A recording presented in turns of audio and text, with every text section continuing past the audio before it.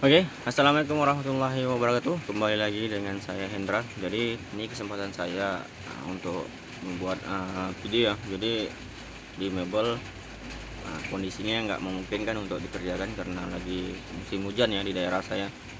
Jadi ini saya buatkan video aja ya. Jadi ini tentang distributor ya. Jadi apa sih keuntungan kita sebagai toko sembako? Nah, keuntungannya kalau kita belanja dari distributor tangan pertama, dan juga apa kerugiannya kalau kita belanja distributor tangan pertama. Jadi semua yang kita lakukan itu tuh pasti ada keuntungan dan kerugiannya, itu pasti ada. Walaupun terkadang banyak untungnya ya, sedikit ruginya, itu wajar aja karena kita memilih sesuatu itu pasti melihat dari seberapa manfaat dan keuntungannya buat kita, kan gitu kan. Jadi apa sih bang keuntungannya kalau kita order barang distributor tangan pertama? Jadi yang pertama, keuntungannya barangnya itu diantar sampai tempat atau diantar sampai toko kita. Nah, jadi kalau sudah diantar berarti kita yang pertama menghemat waktu, udah itu kita menghemat transportasi, itu udah nilai plus ya. Nah, keuntungan untuk kita. Jadi kita tinggal pesan atau sales masuk, bang pesan besok barang sudah ada, transportasi terpotong, udah itu waktu kita nggak terbuang belanja di grosir. Nah, itu keuntungan yang pertama. Yang kedua, apalagi bang? Yang kedua itu soal harga. Jadi soal harga itu walaupun bedanya sedikit dari grosir, tapi tetap harga distributor tangan pertama itu lebih murah ya, lebih murah dari grosir. Ya walaupun di beberapa daerah itu harganya sama, tapi kalau di daerah saya lebih murah distributor tangan pertama daripada grosir-grosir besar di daerah saya. Yang ketiga, bang, kalau keuntungannya itu promo ya. Kalau kita beli di grosir mau seberapa banyak pun kita nggak akan dapat promo. Itu yang pertama, nggak dapat diskon harga untuk grosir, nggak akan dapat. Tapi kalau kita misalnya belanja dari distributor tangan pertama, karena distributor tangan pertama nih ada kuantitas belanja ya, semakin banyak kita belanja semakin harga itu turun. Itu keuntungan yang ketiga. Jadi saya contoh misalnya, ini saya pesan minuman cup. Jadi semalam saya pesan itu 100 kotak, jadi hanya datang sekitar 50 kotaan aja lah ya. Jadi dalam 100 cup itu kita dapat potongan misalnya 100.000. Jadi 100 cup itu biasanya potongannya hampir 100.000. Jadi yang harusnya kita bayar 2 juta, kita hanya bayar 1.900.000-an. Gitulah istilah. Jadi kan kita udah dapat diskon, itu udah dapat keuntungan.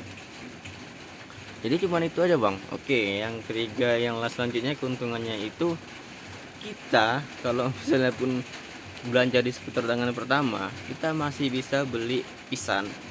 Nah, itu keuntungannya. Rencengan harganya bang ya, harganya sama, tetap harga kotaan. Misalnya harga kotaannya 150, nah dibagi berapa renceng di dalam itu ya harganya sama. Kalau kita beli kotaan pun tetap harga kotaan. Itu keuntungannya.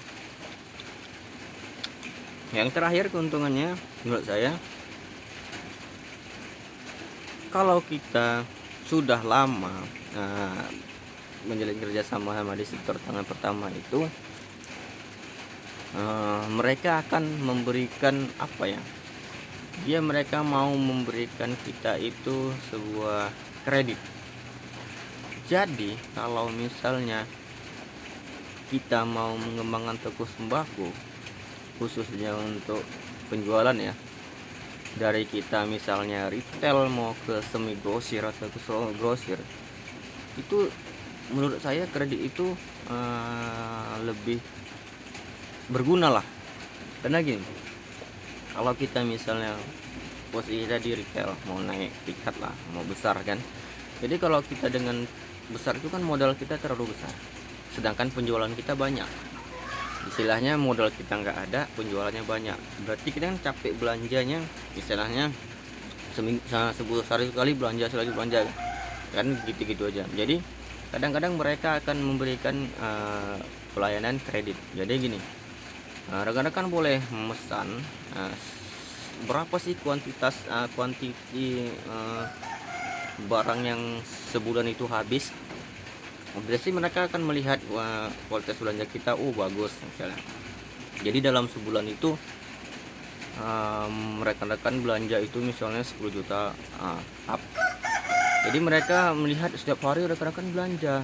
Jadi kan mereka berpikir juga, ini berarti belanjanya banyak, hanya saja mungkin permodalannya kurang. Jadi mereka akan memberikan kita keringanan, itu kredit nama itu. Berarti barang bisa kita order dulu, sudah itu belanja pembayarannya di belakang ya, beberapa hari tempo. Menurut saya itu ada hal yang lebih baik ya, supaya untuk meningkatkan toko kita supaya berkembang. Karena gini, kalau kita sudah memakai kredit, berarti uang yang harus kita gunakan untuk membayar di hari itu bisa kita gunakan untuk produk yang lain yang belum bisa kredit. Jadi perputaran uang kita itu cepat. Jadi walaupun akhirnya pun kita bayar, tapi kan kita bisa mengatur tempo keuangan kita. Misalnya, minggu depan akan bayar sekian-sekian. Jadi di tempo kita, untuk hari ini kita harus sisihkan untuk ini, untuk besok harus sisihkan ini. Lebih mudah untuk mempercepat ataupun memperbanyak produk kita ya. Karena kita sudah ada yang berani menghandle barang kita itu tanpa dibayar dulu. Itu keuntungan yang menurut saya ya baguslah untuk toko kita yang mau berkembang. Jadi bang, apa kerugiannya apa nggak ada bang?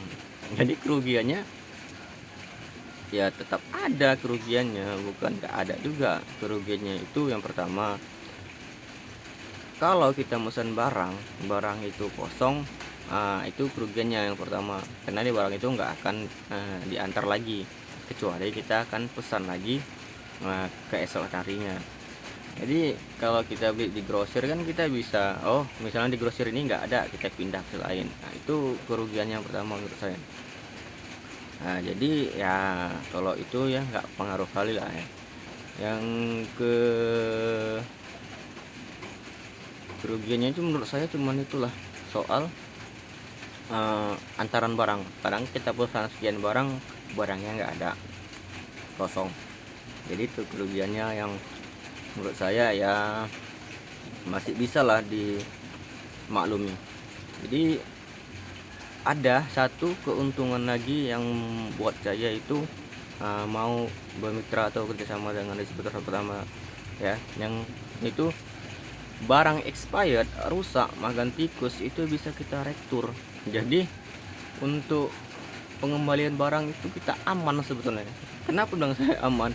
Walaupun kita beli seberapa banyaknya pun, nanti kalau misalnya barang kita itu habis ya nanti bakalan direktur atau expired akan direktur. Jadi mereka nggak akan bilang habis bang, nggak gitu. Yang penting barang expired rektur, seberapa banyak pun dia nggak akan recok, ini bang nggak akan recok. Nah, itulah keuntungan yang menurut saya lebih aman kalau kita itu belanja dari distributor tangan pertama ya. Walaupun ada beberapa distributor pertama yang agak susah untuk rektur barang, tapi menurut saya tetap direkturnya walaupun nggak susah ya. Tapi itulah keuntungannya kalau kita belanja di distributor tangan pertama. Oke. Untuk keuntungan dan kerugian sampai di sini dulu.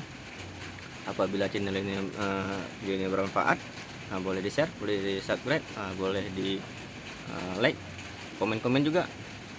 Oke, assalamualaikum warahmatullahi wabarakatuh.